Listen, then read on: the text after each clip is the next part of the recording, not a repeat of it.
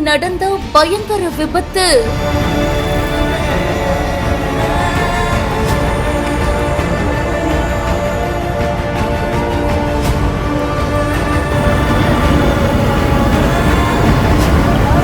பைக்ல வந்தவரு பாலத்தை நோக்கி தூக்கி வீசப்பட்ட பயங்கரம்.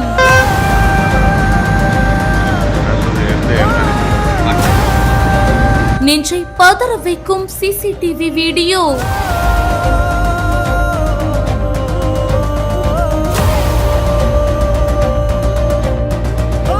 ஓவர்டேக் பண்ணதுனால எவ்வளவு பெரிய விஷயம் நடந்திருக்கு பாருங்க.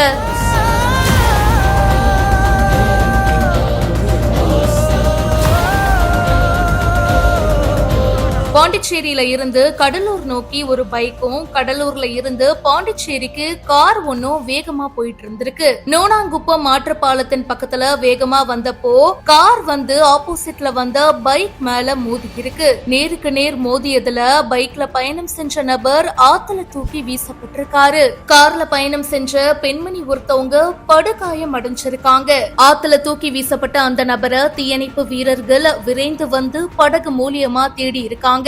அரை மணி நேரம் தேடினதுக்கு அப்புறமா இறந்த நிலையில அந்த ஆண் நபருடைய உடலை மீட்டிருக்காங்க.